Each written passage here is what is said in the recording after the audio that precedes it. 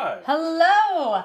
Welcome to our Facebook Live. I'm Samantha Brown, host, writer, and producer of Emmy Award-winning Places to Love. This is the executive producer of Places to Love, Kevin O'Leary. I'm Samantha Brown, and we're married. No, that's Samantha Brown. Did I say you're Samantha Brown? That is Samantha Brown, right there. There you go. Yeah.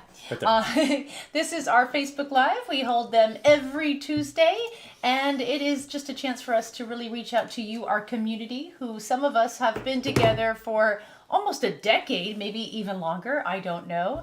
But we talk travel as well as look at another episode from one of our prior seasons and just kind of watch it together. And we give you a behind the scenes look at the creative process, maybe scenes that were cut and some of the great things that we had to cut, because in the end, filming, producing, editing a travel series is a little bit different than the travel experience just in its purest form. So I think you get a lot of, you will get a kick out of it. You learn a lot from what we do, and we're really proud of what we do. And we're really proud of our community. I know we started this again for the first time last week. We had such an incredible hour and I think a half. I think we went a little longer than we normally do, because we wanted to make sure that we got all your questions in, and it was just so good to see so many of you return. We really love spending time with you and talking about travel.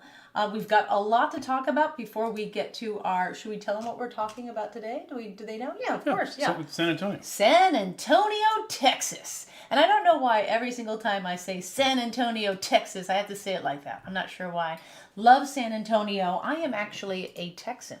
I was born in Dallas, Texas. That's right. In 1970, March 31st, I was born in Dallas, Texas. So I've always considered myself a little yellow rose. And I've been to San Antonio many times. And it just is a city that gets better and better, because for me, I feel like it really starts to honor its locals and what they contribute. Because, it's a city that certainly gets a tremendous share of travelers. But it's when cities really recognize their own local population and what they love to do that the best of a destination really shines through. So we can't wait to show you that episode, because I believe we really captured that local flavor that you absolutely want to participate in when you head down to San Antonio, which I think now would be a really nice time to go down there, as it gets really, really cold here. It's probably cool down to a good 95 degrees in Texas, wouldn't you say? Oh my gosh, they like reach, I think they were in their hundreds even in September. It's crazy. So this is the time to go. And I'm sure they do a beautiful Christmas. I know they do a nice Christmas parade as well. Just so you know, we now have our own, well, we've always had our own YouTube channel, but we are putting Places to Love Season 1 is already up there. And that means that anyone can watch it anywhere in the world. Full on episodes. So we're really excited about that. And I have one little update. Just I can't. There's some things I cannot do until we go live, and unfortunately, it looks like Facebook's not cooperating tonight with comments. So oh no, I'd throw this out as a challenge that YouTube is. So if anyone wants to send us comments for us to put up on the screen, you still can see them. It's just harder to read, and we can read them, I guess. But, okay. We can't put them on the screen. So I'd say if anyone goes to YouTube, we'll be able to see your comments there. I love it. We got a lot of our great, our community is here. Dan is here. So when are you going? Aren't you going to Peru, Vietnam? When, Daniel, when will we miss you? Because I remember that you were leaving for a little while. Maybe it's over Christmas, that holiday. Colleen is here. Mark is here. Duncan is here. Cindy. Stacy. Stacy. Wow. All right. Greetings from Houston. Stacy, aren't you from upstate New York? Am I wrong? Who? Stacy. Stacy's, no, upstate was, That's okay. I'm sorry. I'm getting that wrong. All right. Okay. Meg, excellent. Nice to see you all. We're glad you're joining us and talking about travel. I hope everyone had a wonderful Thanksgiving holiday. Kevin, we had the arduous chore. I wouldn't say privilege. Chore. It's a privilege. Yes, that was it. But for me, it would be, oh God, to make the gravy, the turkey gravy. Lots. Did I marry the right man or what? Lots and lots of gravy. Some people have a butter and egg man. I have a gravy man. Yeah. That is beautiful.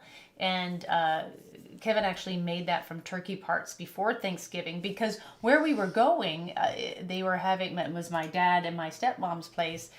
They were having 25 guests, and at some point, there's no place to cook, and the hostess needs a break. So we thought, Kevin thought, let's make the gravy ahead of time. So we made it getting turkey parts, which I didn't even know you could get. This is how like, I don't know. I think Well, I think, if any sort of supermarket sells like turkey breasts or turkey thighs and stuff, it means they've broken turkeys down. They have backs and necks and stuff, so they sold those. Take your turkeys down. They sold those pretty cheap. So I bought like 5 pounds of that, and So did everyone have a good a Thanksgiving? Anything? They sell that in a jar, Kevin. Thank you, Danielle. Yeah, exactly. They sell lots of things in jars. They sell it in canned, actually, if you want to be really easy about it.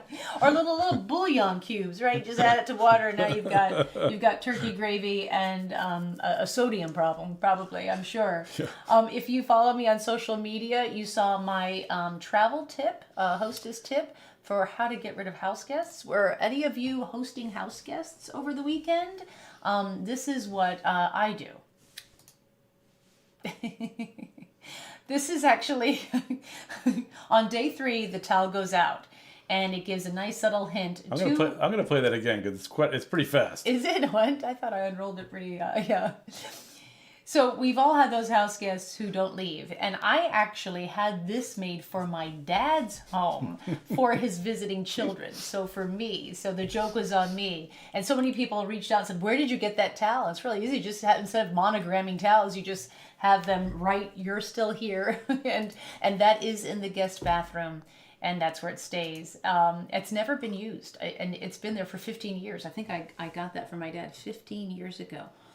So, but yeah, nice little subtle hint, but a lot of people are talking about what they do to get rid of house guests as well. But you might have seen my post where I talked about, hey, are you hosting house guests?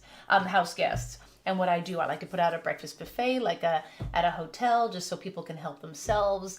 I give them a concierge list of places that they can go visit without me, and you always want to have a lot of toilet paper. So those are my top 3 of probably 5 or 6 tips that I gave. Yeah, we had a great day today. We did. Really great day. So a lot of you know I have a luggage line on HSN. I've had it for close to 14 years now. Who knows you have a luggage line is our friend Sharon Rock there on YouTube. Look at that. All right. Thanks, Sharon. Thank you. Love all your pieces. Thank you. You're an inspiration as well. Well, I appreciate that. Well, I've been with the same design manufacturing company for 14 years, and I go there, 3-4 times a year. They're just located in New Jersey, so it's about an hour from where we live in Brooklyn.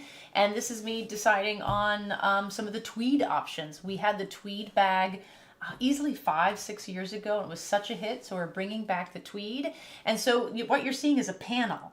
And it's just like when you get paint chips, right? It's really hard to see on a little paint chip like how the whole house is going to look. So for us to get an idea of the beauty of the bag, the manufacturer will have all these panels made. So because of that, we're not doing that color. I wasn't very happy with that big brown color. We're like, looked great on a little swatch, not so much as a piece of luggage. And so there's lots of changes coming to that, but that's kind of how it starts. It's a process. It's a process, absolutely. But it's if you've ever seen that Sex and the City episode where Carrie gets to go into that closet full of shoes? I love that one. Yeah, you do. I was going to mention Sex and the City. Kevin never liked that show. But anyway, so this is the showroom at the manufacturing place at the company. And so they always just put out every line I've ever done. So it's like a walk down memory lane. And I'm also with the people of HSN here today. They were there today. And we just kind of go through things and what worked, what didn't work, what were some of the tweaks we could make, and then we like to bring back old favorites because people really enjoy seeing some of the same pieces come back. So just gives you an idea if you want to give them a... And you see, this is all of the luggage ever made in one room. There's a lot, yeah. Just for inspiration. Just to kind of see where we've been, what we've been through. We're never going to do that pink again. I hate pink. Carry-ons, under-seaters, yeah, checkable bags, duffels, totes, yeah. Hard shells, soft shells. These kinds of wheels, those kinds of wheels, that handle, those are the Croco panels. Different. That's how you pick a color. Yep, that's how you pick your colors. There's my name. So just gives you an idea of the behind the scenes there, that we're always looking, we're always editing, always creating. creating great new luggage pieces, which, speaking of which, I'm going to be on HSN tomorrow at 7 a.m. That means I got to get up around 5. And I have some really nice products. Just want to show you quickly. They have gift boxes. So they're nice little gifts. Here's a little passport handle, little passport book that you put your passport in, passport holder, and a big luggage tag. And comes in a nice box. And then I have a nice scarf and a fuzzy sock set. And I love this scarf. It's in the passport print as well, and it's a full length. It's like a blanket length, and then but it's so light you can wrap it around your neck for comfort. But I love. Oh, and it comes in these beautiful boxes, and look at them. It's kind of cool. This is the first time I've ever done gift boxes, so I'm really excited about that. So 7 a.m. I think they're available now, but there might be a deal at 7 a.m. So I would wait, and that deal will be for 24 hours. So there's no rush. So think about that. Our friend Stephanie Cobb, this is one of my favorite products ever. Yes. Always sold out. Yep. I have your wine.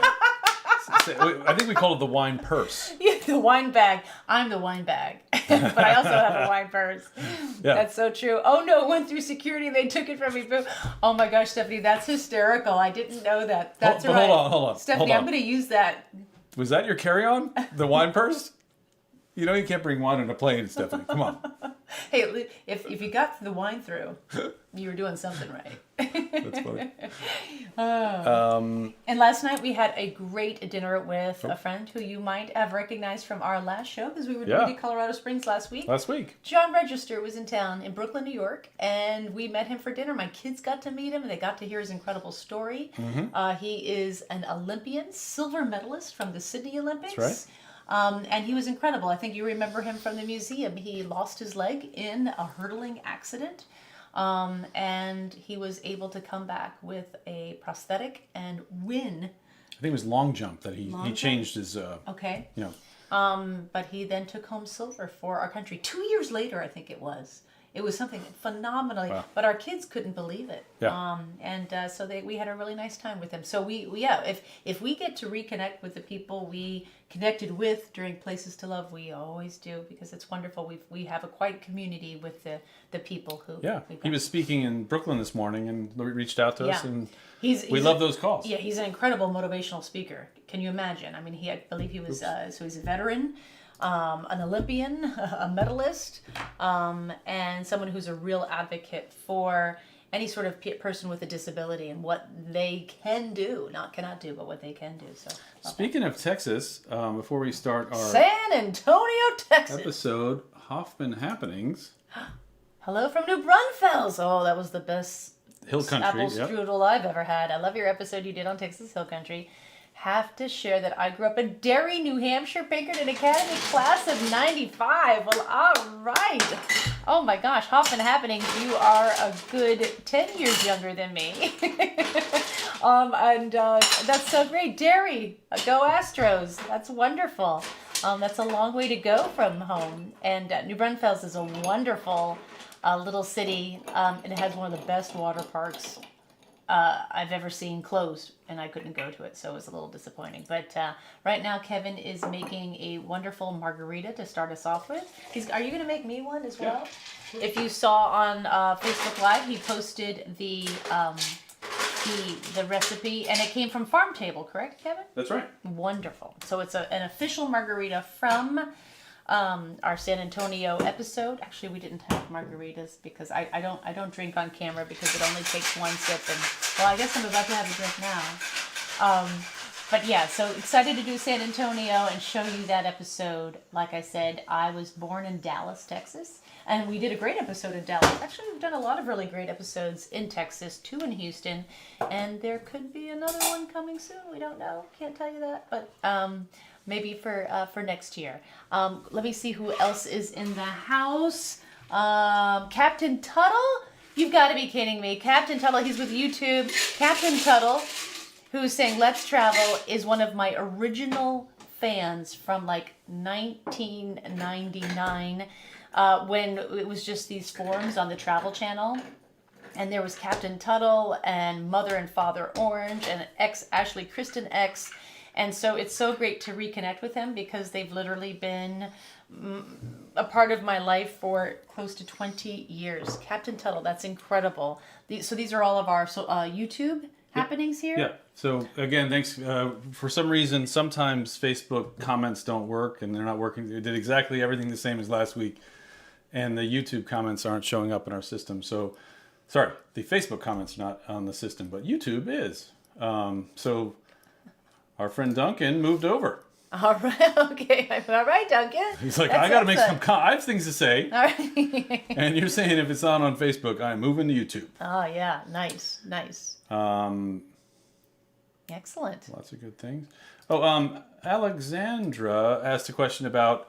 She only sees the lives for Colorado Springs and San Antonio. If you just go Real Samantha Brown, you might be in the live tab. There's a separate tab for these live events. But if you click on the videos tab, you should see grouped by kind of each thing that we have all of the... Well, actually, just if you go to the homepage of the Real Samantha Brown page, you'd see that we have a section that's just the full episodes, a section that's just these live ones, a section for some kind of tips and things like that, YouTube shorts and stuff. So it's all kind of organized there, but you might be in the live tab. That's probably what happened on YouTube. Easy to do. Easy to get confused of where all these things are. Nice. And there's Captain Tuttle. Yeah. Let's travel. Yeah, exactly.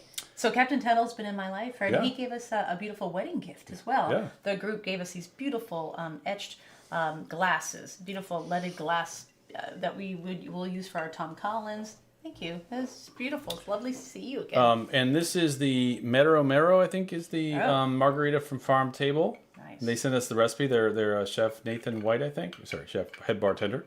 But it's real simple. It's tequila, a really nice Blanco tequila, a specific kind of triple sec, and then lime juice. Nice. Pretty simple. Cheers. Cheers. Oh, wow. Oh, that makes me feel like a real person again. It has been a day. It's been crazy. Yeah. Been crazy. That tastes like Tuesday night. Oh, that is lovely. I love that. And these are freshly made ice cubes from Kevin's own. Well, he's an ice cube I like master. my ice. You're an artist. I like my ice. You work in ice Got cubes. clear ice in the south. All right, let's start San Antonio. All Here right. we go.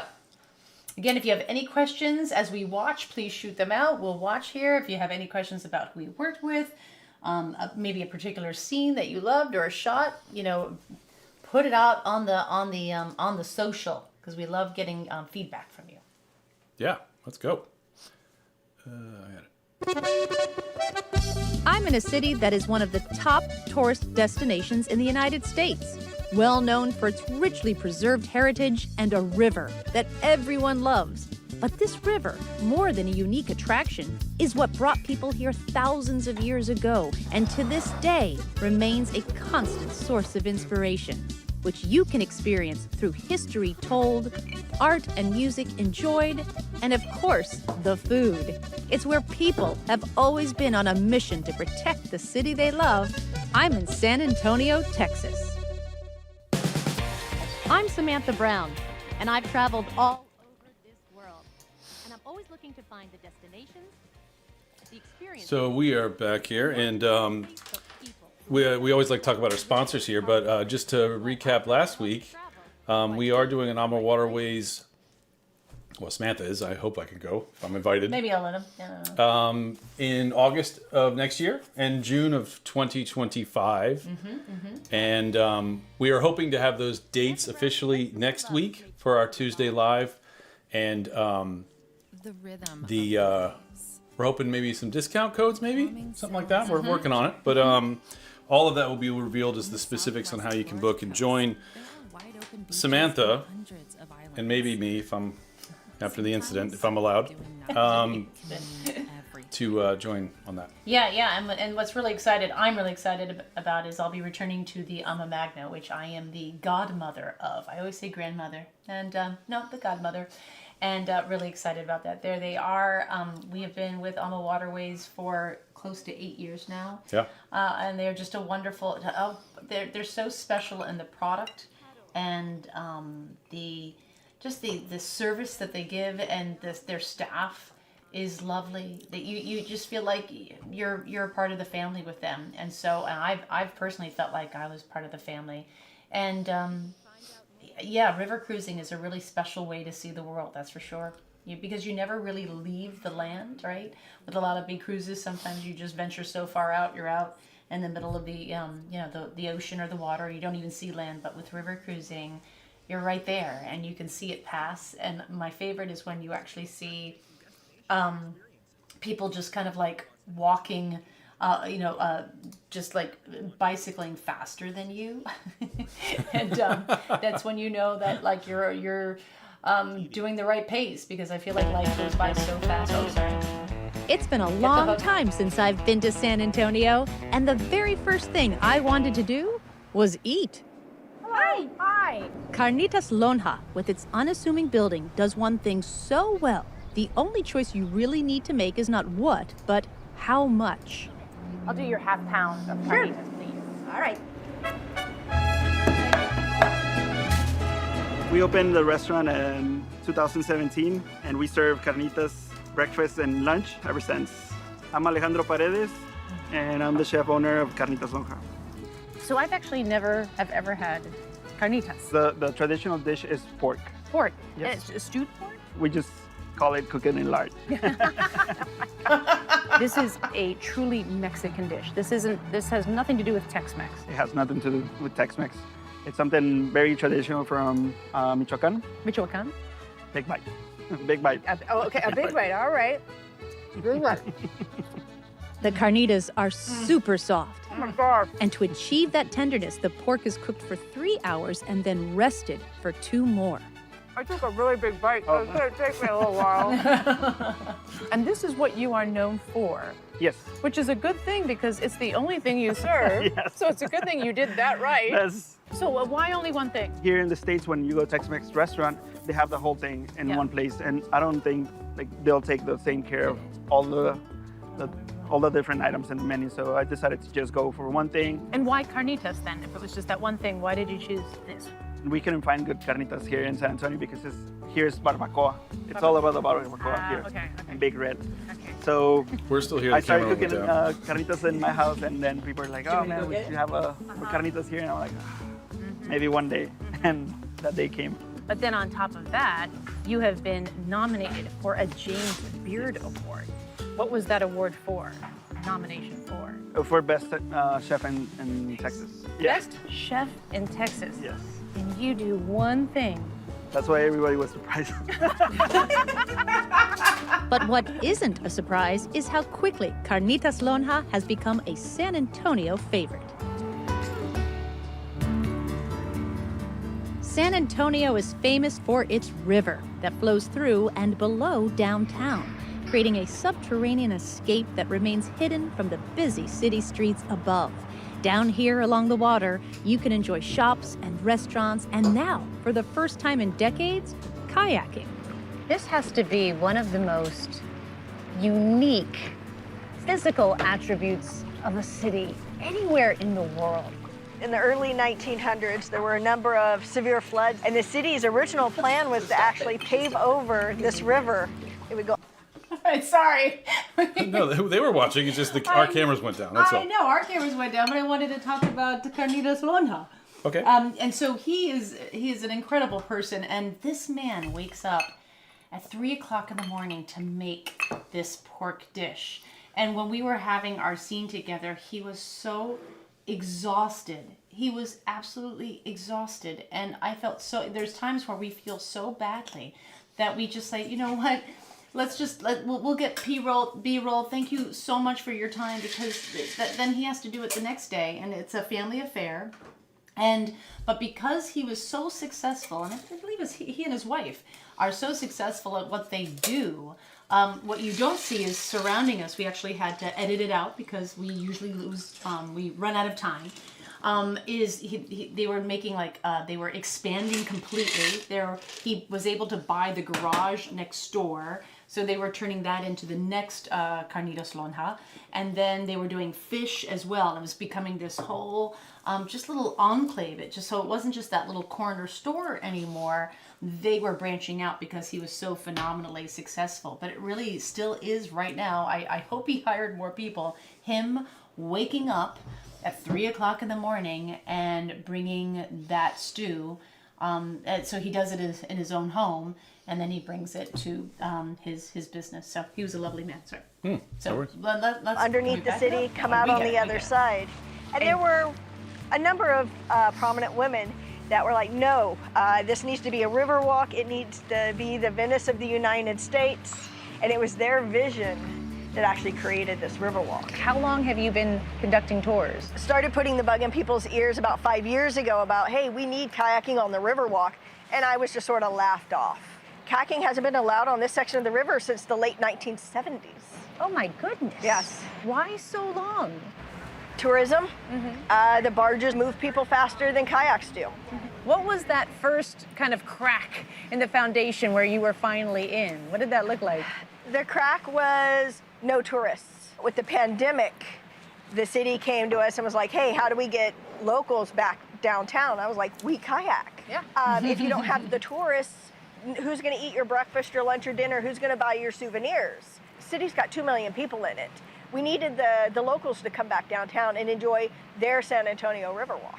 So we opened up Friday through Monday, 5 weekends in October, and we sold out all the tickets within 5 hours. And what I love is you brought locals back into the city, and what saved this, what made people realize how special it was, are the local businesses and supporting each other, and that will never go away. Being an Air Force veteran, Sarah knew how mentally beneficial kayaking could be. Nothing really triggers when you're on the water. And it was just this, 8-year journey that culminated last year with kayaking on the Riverwalk. And it's very physical. So not only is it mental health, but it's also your physical health. And you can just come out and enjoy 3.5 miles of downtown San Antonio. So most people... I thought,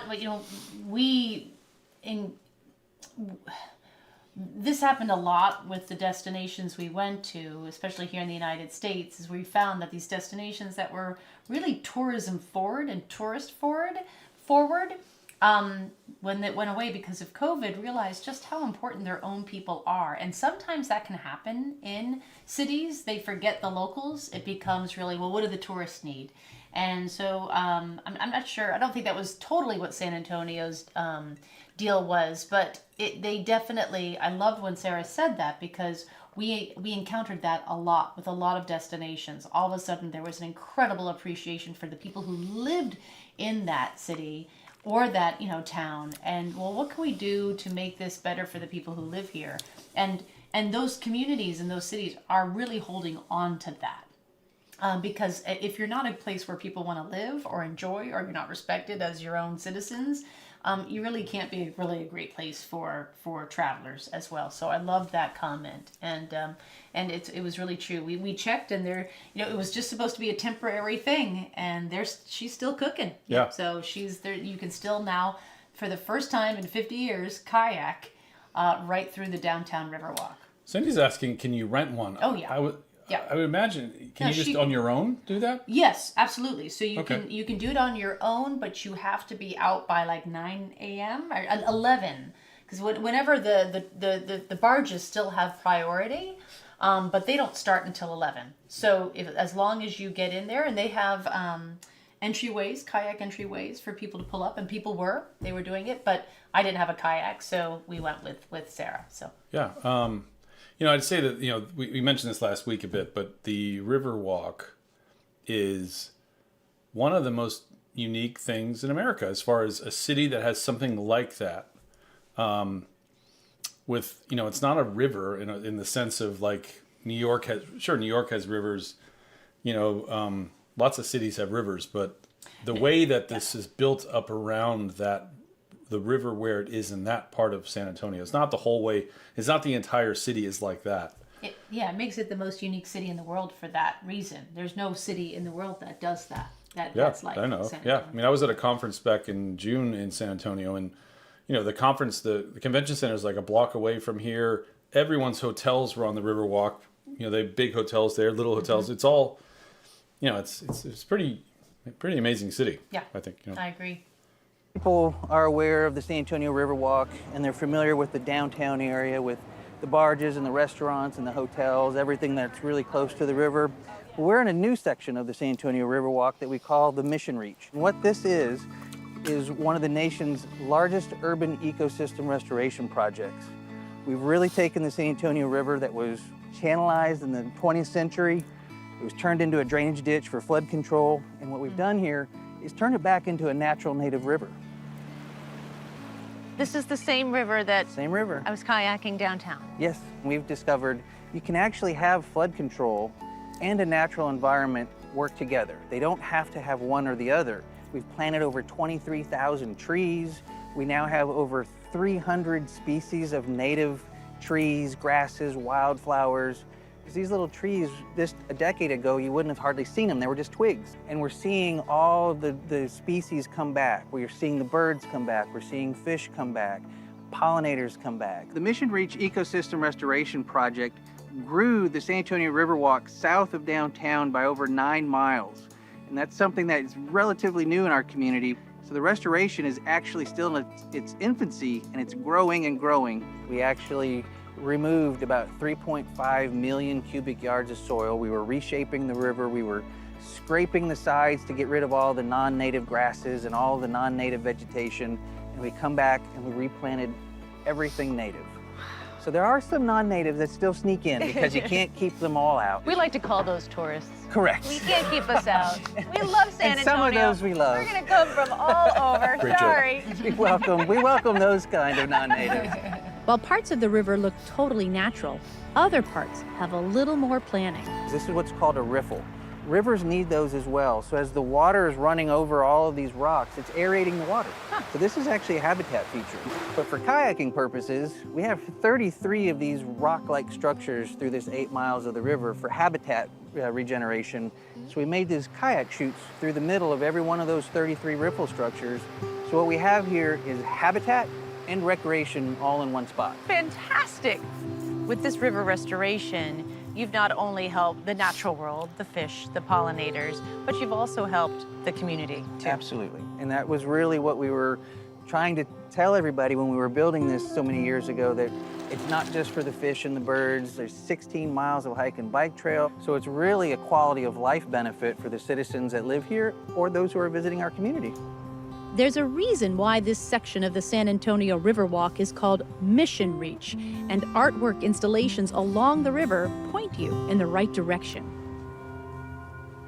There are many missions in San Antonio. The Alamo is certainly the most famous, but one of the most inspiring within the San Antonio Mission's National Historical Park is Mission San Jose. Just walking in San Jose Mission, I see all my relatives. I even see the ones that are not here anymore. My name is Epifanio Hernandez, the Juan Band of Mission Indians of San Antonio, Texas. We are the direct descendants of Mission San Jose. I was chosen by the National Park Service to be a representative for the UNESCO World Heritage Monument Site. The reason the missions were chosen was because of the historical background, the people of the missions. Epifanio and his wife Gloria are both descendants from the mission and are still members of the church. In fact, they were married here over 40 years ago. Epifanio, if your ancestors lived here on the mission, they would have also helped build the mission. Yes. That must give you an amazing sense of pride looking at what they did. Yes, I like coming in here. Gives me the chills because, hey, I can feel my ancestors. And this is a traditional home that lines the walls of the San Jose Mission. And so each family would have had 3 rooms like this, or is it broken up even more? Actually, in some of them, in some cases, because, typically it was like this, no kitchen. We shared the water, we shared the stream because there was an acequia outside. I had no idea how grand the San Jose Mission is. I understand like a lot of reconstruction has happened, but just looking at the work now and understanding what they would have done hundreds upon hundreds of years ago, that's pretty fascinating. As I was growing, and I saw my cousins doing cement work and rock work, and I'm like, I said, I started believing it more and more. I said, no, we did it. We built it, That's my connection to this place, you know. Whether it be 100 years or 200 years ago, or even before the missions were built, you know, because we walked this land, we respected this land, you know. And a lot of our families lived on the southeast side of the mission entrance, and about 1992, 93 is when they had to move. They had to get out because of the expansion of the national park service. I'm talking to a priest, you know, and I told him, do you know what our families do when you go inside and you get ready to go to bed? And he says, no. I said, they come here, they sit down outside and they talk about their old ways, their stories, and they even cry. I said, because this is the,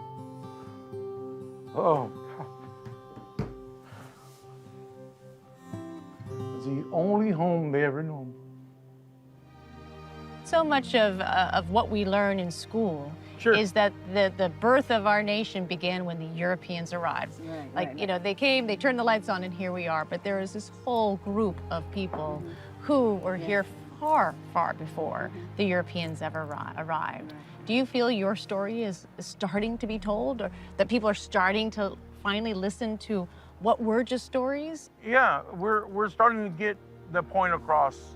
I'm sure we've gotten the point across a little bit, but most of our stories are told this way, you know?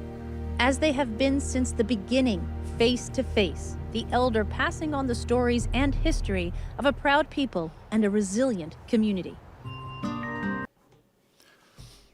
That might be one of the most beautiful scenes of this whole season.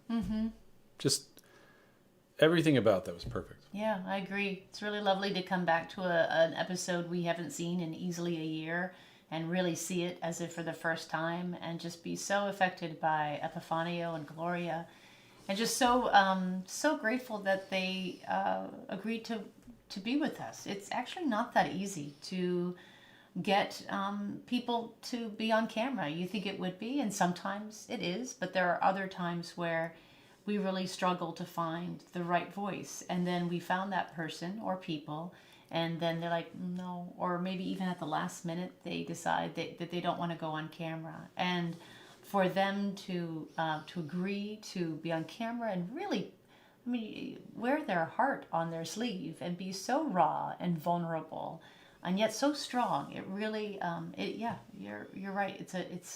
It's a beautiful scene, and we always want to show that First Nation, right? If we're in Canada, the Native Americans, if we're here in the United States, and it's not always the easiest. It's not like it's not an easy story to tell. It's just hard to find the people who will want to tell it.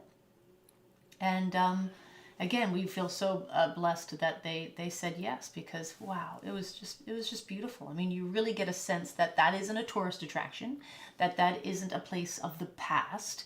It's actually a place that is firmly planted in the present and the future for the people who built that mission.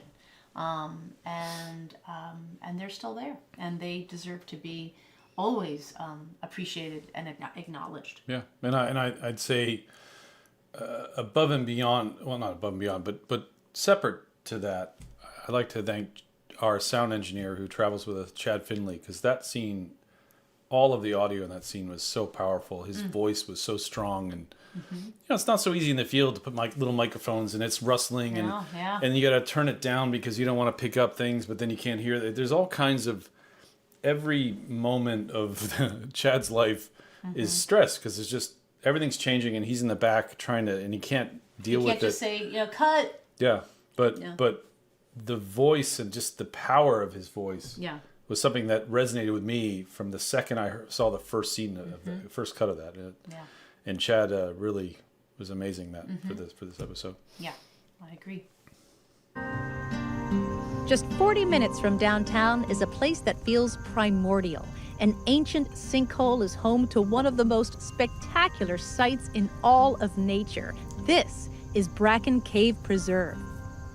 The bats have been used in Bracken Cave for somewhere around 8,500 to 10,000 years. How many bats live there? We have 20 million Mexican free-tailed bats living in this cave. Wow. Just large cavernous space with millions of bats living in the cave. Yeah. And their body heat, and then all the guano, which is over 100 feet deep. What is that? Guano is a nice name for a large amount of poop in one place. 100 feet of poop? That's decomposing, generating a lot of heat, and the ground is a great insulator. So it's great as a maternity colony. Have you gone into that cave? Yeah, so we have different research projects going on, but we have to wear special gear. With 20 million bats living in the cave, the air is not really nice. The ammonia levels are lethal. And then we also have domestic flesh-eating beetles that live on the floor of the cave. So if a bat falls onto the floor of the cave, the beetles will swarm all over and eat it alive. Holy mackerel. Fran is part of Bat Conservation International, a group of scientists and conservationists who for 40 years have spread the message of how crucial bats are for the environment. Like tonight, this colony of bats can eat 147 tons of bugs. Whoa. Okay. Which is really beneficial to our local farmers because most of those insects are agricultural pests. There's over 500 species of plants that we have to rely on bats to pollinate and seed dispersal. The bats ascend almost like clockwork every night, and the way they ascend is phenomenal. You'll start seeing the bats swirling inside the cave. The vortex of bats, we call it a batnado. When that vortex moves out into the sinkhole. The vortex creates an updraft, so it helps them get out of the sinkhole as well. Wow. And once it gets up to treetop level, then we literally have a river of bats in the sky. Have you ever heard of the term batnado? Well, as 7:30 approaches, we begin to see one form. So if we look down into the darkness there, it looks like the air is moving, and that's the bats are swirling. They're just inside the mouth of the cave. It starts in the back and it moves forward. So yeah, through that front. Was that one? Yep. Whoa. Yep.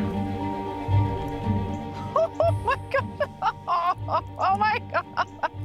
This is like 20 of them and I'm freaking out. It's gonna be a long night with me, Fran. And so begins an exodus of the largest bat colony in the world. All moms on a nightly forage for food that will last for hours. Just the moms come out to feed? The baby grows so fast, it'll get too heavy for her to carry it. Then she puts it on the ceiling of the cave with all the other baby bats. You look at like 500 babies per square foot. And how does a mom find her baby in a cave where there are 500 bats per square foot? By the baby's scent and sound. Yeah, so the mother will call out to her baby, the baby calls back, and then she'll land on that mass of bats and sniff around till she finds her baby. And the return is dramatic too. And they'll start coming back in around 5:30 in the morning. They tuck their wings and dive bomb in because the hawks are here for breakfast. Okay. So it literally rains bats in the morning when they're returning. But so when we were doing that scene, when I kind of flinch, it's because the camera that's on me, the aperture is open very wide, so you're seeing it. The way you're seeing it, it's much lighter than it actually was. It was almost completely dark.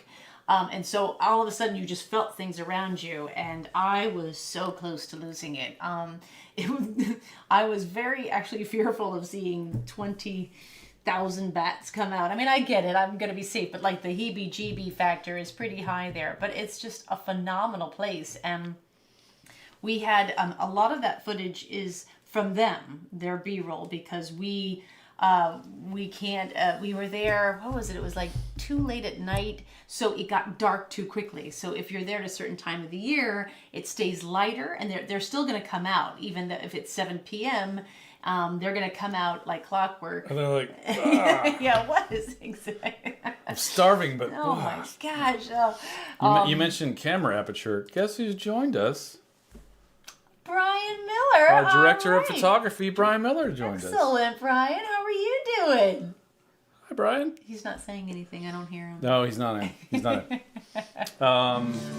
Whoops. Sorry, wrong button. Thanks for joining us, Brian. Batnado. Batnado. River of Bats. But we could see, we did get footage, and that's when Brian and Josh showed me their footage because they were looking at it, and then I saw the Batnado, and I was like, oh my goodness. So a lot of that footage is ours, but the night sky stuff we couldn't get because it was already pretty much dark by the time they were out. So. Yeah, and Anne asked how many nights. We were there for one night, right? Just one night. Yeah, you got to get it right the first time. So I would say if you ever want to see those bats, it's really opportunistic if you go in summer when it stays lighter longer, because then you just see the whole trajectory. And one, I know it's funny. I can't get to the comments on Facebook for tonight, but from the comments that were made earlier this week when we announced this Facebook Live, a lot of people were saying, "Oh no, if you want to see bats, go to Austin." And certainly Austin, I think, might be more famous for bats because they're right downtown they live under a bridge downtown. Yeah. How far away was it? We were only 45 minutes away. Okay, so it was a bit out of town. Yeah, it was a bit out of town. Okay, but so I think that's what, because this is, I mean, the guy said it's the largest bat colony in the world, right? Yeah. And the farmers do really work to keep these bats, like you said, bring out, kill so many bugs. The Texas farmers don't even need to use pesticides that live close by. So the farmers themselves are very, very interested in that bat colony being successful and still healthy, because they don't have to spray for bugs because they're eaten already. And before we start the next little bit here, I'm gonna pour the last bit of margarita because we're celebrating Pharm Table, who again sent us the recipe for the margarita. Thanks again. Cheers. Cheers. And that's a nice one. It's a nice one. Yeah. Oh yeah. All right. This is a good meal coming up. Texas farmers know how important having the largest colony of bats in the world is to their crops. And I met a chef who proves it with her menu. I'm Elizabeth Johnson. I'm the chef owner of Pharm Table. My hope was to heal both people as well as the planet with food. I wanted to create a way of cooking that was part of the solution and not the problem. Elizabeth's menu features locally farmed ingredients to create global dishes, but always with a nod to San Antonio. I love using natural ingredients. Here we have collard greens. Collard greens are actually in season almost all year long here. And if you notice, they're sweet. They're not bitter. And they're super, super high in calcium and protein. And so we use that as the tortilla to encompass a sweet potato filling, which is also, sweet potatoes are in season almost all year long here in Texas. Can I take a bite of these tacos? Absolutely. I love it. And these are the corn tortillas that you Those get. are the heirloom local? corn tortillas. And we try to also feature fish that are sustainably caught. So good. Well, and what's really awesome about this is the intention behind everything that we do. So the woman who is importing that amazing heirloom corn, nixtamalizing it here in San Antonio. Then you have the black cod that's being sustainably raised. And then when you take all of those ingredients that are inside, including the salsa, all of the organic, local ingredients that were made, you put it all together and it's heaven. Part of the importance of this restaurant is how you are a part of the larger ecosystem of your community of San Antonio. You support local businesses within this local business. And so by me coming here, I'm supporting you, who's supporting all these local businesses. I feel like everything that we do from now forward has to be even more and more and more local. Yeah, couldn't agree with you more. Couldn't agree with you more. And I thought everything that Elizabeth did, I mean, there was nothing that was just sort of an afterthought. You know, I worked in restaurants for a very long time, for a good 20 years. And, you know, there's just things that, just in the end, it's like, let's just make a good hamburger and call it a night. And the intention that she had every step of the way, making sure that she was finding, like, the women that would make the corn tortillas. And we had to cut a lot of what she said about sort of that Ayurvedic way of eating, of really what you put in, you are what you eat, and the whole gut health. I'm sure you're, hearing about this more, just about everything we can do that doesn't involve a pill or an injection or a hospital stay, and it can be right on that plate. Wow. Yeah, she's amazing. And some interesting shadowing of our first episode of the new season coming out in January, because there's... What's that? I don't know. That's They turned strange. it off? Did you hit something? I did. Oh boy. Sorry. Okay. My ear itches. Is that we have we talk about Ayurvedic food in a restaurant scene very briefly, but we mention it, and there might be some bats in the first episode of season 7. I don't even know what he's talking about. There might be bats in the. There might be bats. That sounds like a yes, sir, there is album Yep. of a band from like the 80s. Like there might be bats. Yeah. So anyway, I was like, wow, 2 things in a row. Yep. There might be bats. Bats are fascinating. There might be giants. All All right. right, bring us home, Kevin. Spend any time in San Antonio and you know how much locals love their river, from its downtown commercial side to its more natural state. But it also creates more tucked away spaces that remain hidden from above. Under the Echo Bridge, you'll find a brilliant use of space where live music and a pop-up art gallery create a unique place of community that is pure San Antonio. This is going to be a beautiful night here in San Antonio. This is amazing. So you show your art down here as well? This is an extension of the gallery? Yes, me and the artists that I show at Space C7, we always have an art show down here for the people to enjoy before the music begins. Cheers. Cheers. Jeff Wheeler is an artist and curator of the contemporary art gallery space C7, which is right at the top of that steep embankment that Jeff and I just walked down. I just couldn't ignore the art person in me, the curator, couldn't ignore this space. This artist is amazing. Cesar Martinez, one of the most celebrated local San Antonio artists we have. Oh, wonderful. Are they all the same artist here? Is it all? No, we have 2 from Santiago, and then we have a mixture of artists that I show up in my studio. At Space C7, we focus on Texas contemporary art, and we show not only locals coming up here, but also the locals that are well known from here, and then artists from all over Texas. And this is C7's mission, right? Is to bring more modern art and You got contemporary it. art? We focus on Texas contemporary art, and really with the locals. The artists not only create at C7, but live in residence as well. So cool. So we are in what's called Southtown? Yes, we are. Does it sort of have a personality?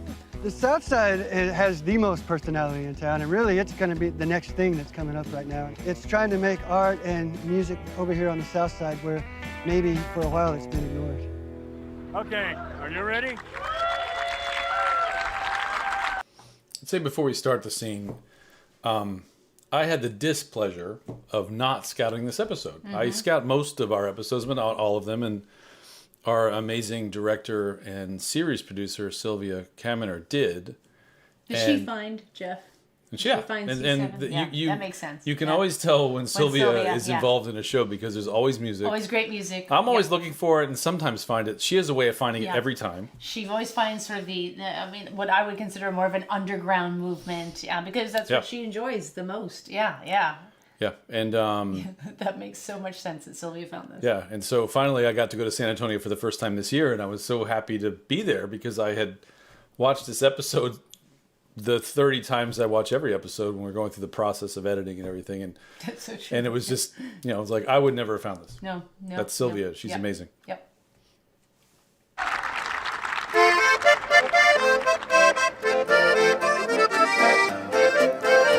My name is Santiago Jimenez Jr. from San Antonio, Texas. I've been playing for 60 years. I have about 85 CDs recorded. I've been in the Grammys 3 times. I've been in the White House with Obama. And I want to thank you all the people who have seen me all over the world. Thank you. Margarita, Margarita. No, that's what Santiago Jimenez Jr. is a San Antonian and national treasure. Performing since he was 7, he's also quite the showman. His accolades are great. A National Heritage Fellow by the National Endowment for the Arts, as well as being awarded the National Medal for the Arts for his contribution to American music. The music that I represent is conjunto music. It's a blend. For the traveler coming to San Antonio, what really makes our community special is that you can get 2 trips in one. After you enjoy the downtown Riverwalk, make sure you stay and come and mix and mingle with the community along the 9 miles of the San Antonio Mission Reach. When you come to San Antonio, The river is really going to define your experience. It's where you can meander along and go and visit beautiful colonial missions that date back 300 plus years. You can see Tejano culture, you can see Mexican culture, and it's just an incredibly laid back, chill place to live, and I hope that you guys will come visit. Because of the historical background, I would say visit all the missions and experience the spiritual background of our people, because we are still here and thriving. When locals invite you to enjoy how they love a place, when you get to listen to a history by the people who made it, when a city has been a constant source of inspiration for hundreds, if not thousands of years, that is when we share a love of travel. And that's why San Antonio is a place to love.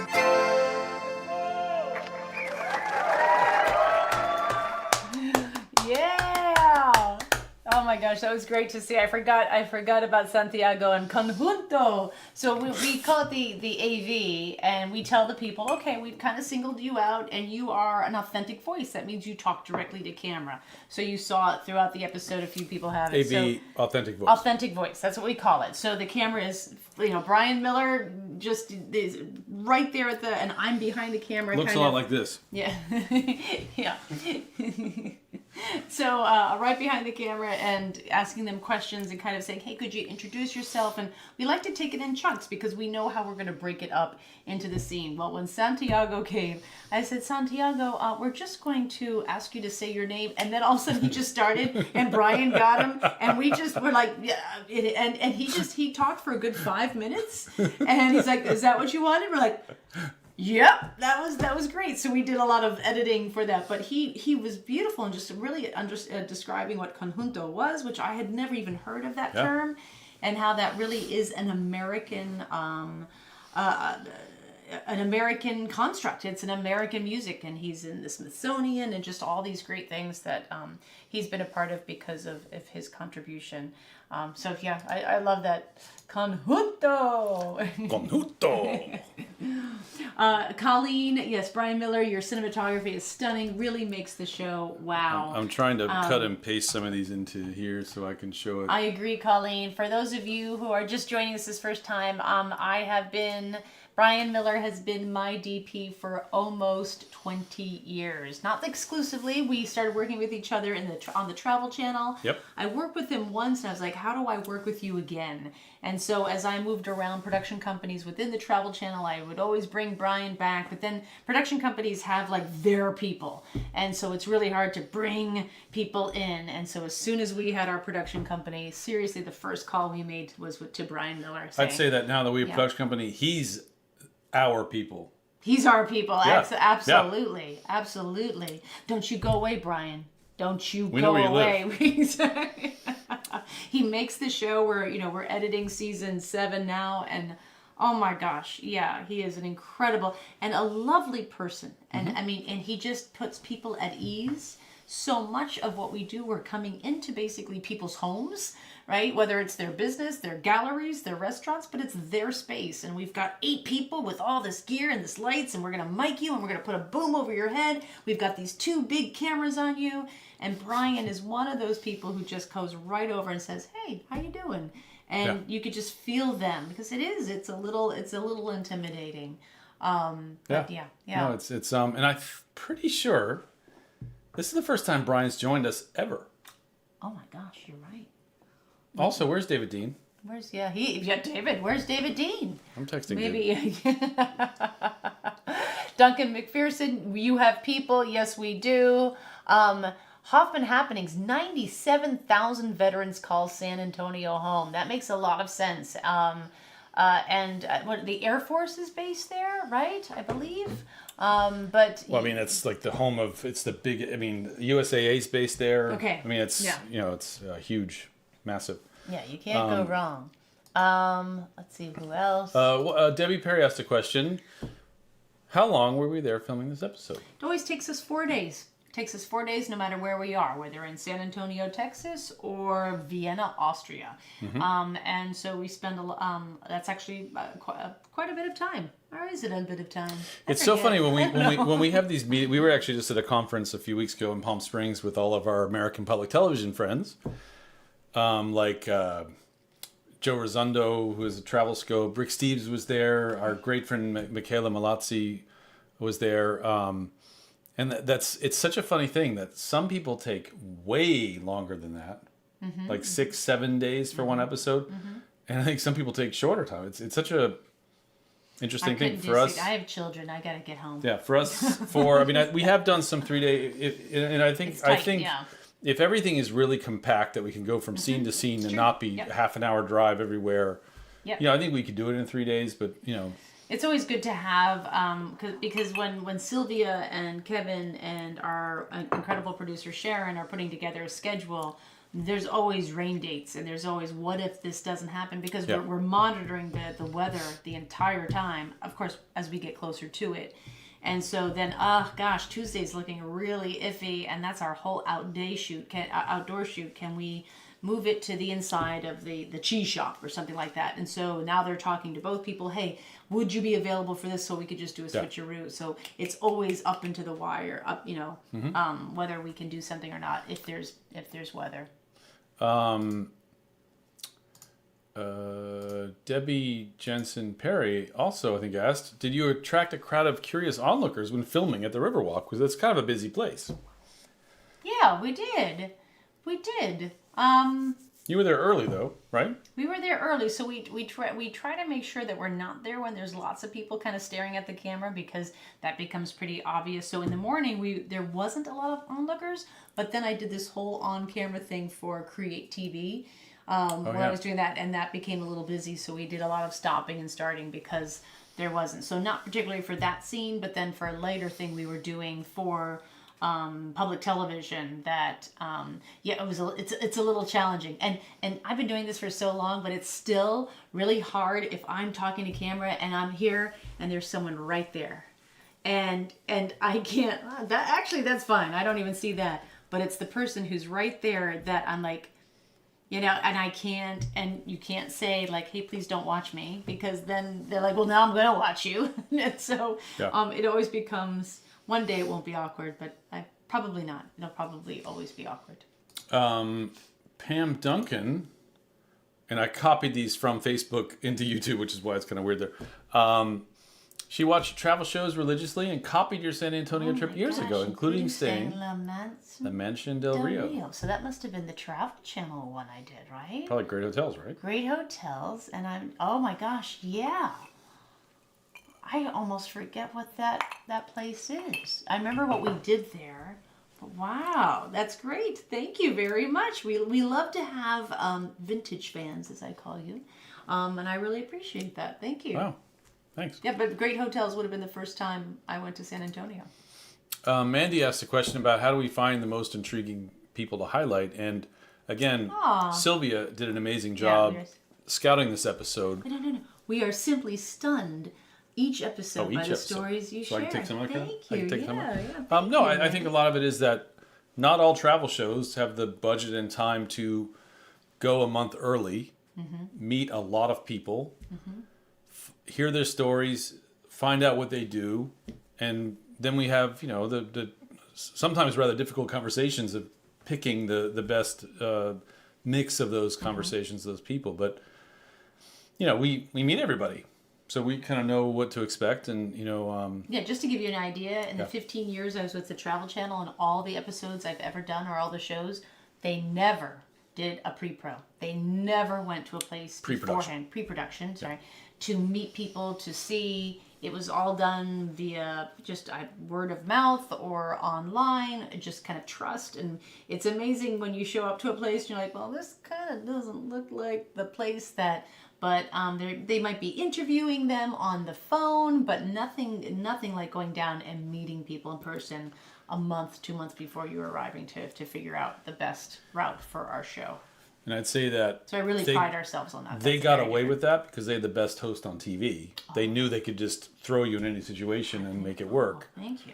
But when we decided to move to public television and create our show, we wanted to really hold ourselves to the highest standard we could. And knowing who we're going to meet and talk to was a really important part of that. Very important, yeah. So we decided to take that cost on and the extra work on to make sure that we are doing everything we can to make sure that when we're on the ground filming, we're successful. The people that we're meeting with are comfortable. They know why we're there because we met them a month earlier. And when we did the San Antonio show, obviously you can tell from the masks, this was still pretty fresh. Maybe post-vaccine, but still a lot of fear, and because you see a lot of mask wearing. And so we knew we wanted to do the mission. And there's a whole part with the Alamo. Remember the Alamo? And that wasn't. We weren't going to do the Alamo. They were. It's funny. No one. I don't think anyone's. The only thing we got in comments. Did you visit the basement of the Alamo? Did we visit the basement? There's no basement in the Alamo. Big Pee Wee Herman fan. Jan Hooks. Jan Hooks. That's right. There's no basement in the Alamo. But no, I think the Alamo was closed, or they were doing major construction, and it just didn't make sense for what we were trying to do. It was just been weird looking. And, so that's why we featured the other missions there, because the Alamo was a mission. So we didn't know. So we knew we wanted to feature a mission. There was what, 7 of them? There's quite a few. Yep. And it wasn't until after that, like, come on, we can't just show like the place. Like, how do we show this for a place for its emotional value now? Who can best tell that story? And it wasn't until after Sylvia went that they did find out about Epifano and Gloria. And so we actually did a Zoom with them one night just to meet them, so they would meet us. They wanted to know what we were about as well. And so we just did a basic, Zoom call and got to know them, and they were just so lovely. One of the scenes we had to cut out from that show is we went to another mission. We went to a second mission that was closer to the river, that you could just walk right from the river to him. That's right. I totally forget, but what was amazing about it, and again we had to cut it, was they still had the books kept by the fathers of everyone handwritten. So it's very actually the people of the mission kept very specific notes of who was born, who was there. So even people like Epifano can trace their lineage back from the meticulous note taking, and the cardinal of that mission would write in it, and he would sign it by drawing a little cardinal, a little bird, and you knew that the cardinal was signing it. And these are books that are 400 years old, and they brought it out for us. And it was just incredible to see this book, and unfortunately we just had so much. And it goes like, okay, do we show something that is beautiful from the past, but then we've got to take away from what Epifano is saying about right now and how he feels. And it really, it's a really tough position to be in when we're editing. It's like, oh my gosh, we are down. We've got to make some really hard choices right now. So that was one of the scenes that were cut. But I know that if you go to that mission, maybe I have it in my notes here, they have that book out sometime. Yeah, I mean, sorry. Sorry, I have to cut and paste from Facebook to YouTube. Daniel said, everyone does the Alamo. I'm glad to see others get in the spotlight. And, that's true. Yeah, we felt the same way. Yeah. It is a little weird though going to San Antonio and not featuring the Alamo. But again, I went to an event at the Alamo for this conference I went to in the summer, and it was amazing. But it's right downtown. I mean, if you want that, it's there. I think the idea is there's other things a little further away from that. This one? Yeah, I don't, just totally different. Get it. So he's because he was when you made a comment about like they would just throw you in, and they and I was actually going to say they actually quite literally threw me into a lot of things, the Travel Channel, and Duncan comes right in a Zorb. A Zorb is one of those big plastic balls that they put you in, and you roll down the hill. That was one of the most. I screamed like I was being attacked by a shark. It was that bad. A stunt plane. The stunt plane. Yes, Key West. Yes. An aquarium with a shark. Yep, you're right, Duncan. Yep. So, I'm so happy where I am now. Give me a kayak on the Riverwalk any day. I deserve this. I hope Brian's still here because Duncan asked a real kind of techie question about if we use the hotel's meeting room to store your equipment we bring along. And the answer is generally no. No. Generally, we ask, and they kind of laugh at us like, well, do you want to pay, $10,000 to rent the conference room out for 5 days? And obviously, we're not doing that either. But a few times, the one I remember the most that was the best was in Budapest. We stayed in this amazing hotel called the Aria Hotel. Oh, yeah. I mean, beautiful. But in the lobby of the hotel, they had this conference room that we were able to use and lock. That's the most important thing. We could lock with all our gear and charge batteries. So none of the gear had to go in the rooms. And that was pretty epic at that time. But usually all the gear goes back to the rooms, and there's cases everywhere, and it's a mess. It's a lot. Because we travel with over 20 cases of gear, and that gets spread out across 4 rooms, mostly in Brian's.